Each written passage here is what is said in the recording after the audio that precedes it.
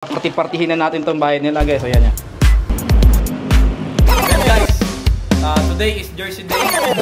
Kung nyo akong kainisan, guys, siya lang po akong kontraktor ng mga jersey. Yan, mga jersey. So guys, meron tayong project na i-release ngayon. Ang totoo, ang kakaiba dito sa project namin ay kahapon lang to pinrint. At ngayon, i-deliver na namin. Ganyan kami kumontrata. Hindi ghost project. Diba? Meron tayong 110 na set na jersey dito. So ganyan kami katindi dito sa DLMT, kaya marami nagtitiwala. Although mas na-rush, pero hindi siya substandard kasi marami tayong mananahi rito.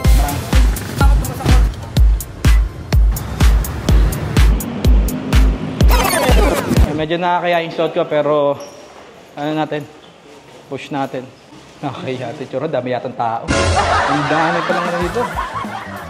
Pasok na po kami. Okay po, pasok po kami.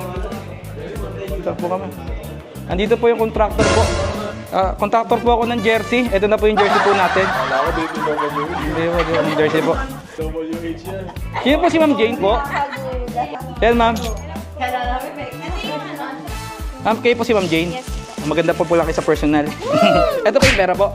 Thank you. Ito po, ma'am, yung yung project po natin. Ano po masasabi niyo sa project natin, ma'am? Nag-ghost project ba kayo? Hindi naman. Check niyo po yung jersey po natin. O ang plastic. Grabe ang ganda ng jersey. Wala. Hindi po. Yan. Ganda ng packaging. Ito pinapagay. Sa pagkakalam ko po, ito, pinrint ko to kahapon lang. Kaya 24 hours lang namin siya ginawa. Okay, sir. Paano, Ma'am Jane? Tuloy na rin po kami.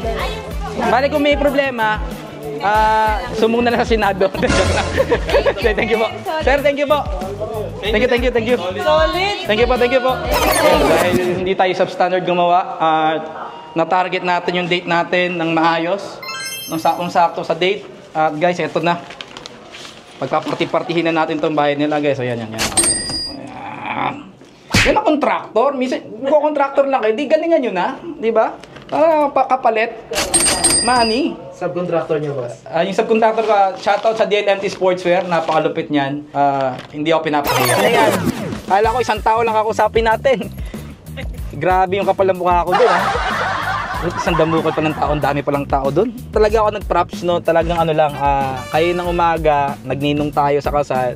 So, nagkataulan talaga. Tapos nakita to, helmet na to, sakto naman sa attire ko. Medyo iconic at kilala ngayon, no? So, pag nagbarong ka pala at nag-helmet, contractor ko na.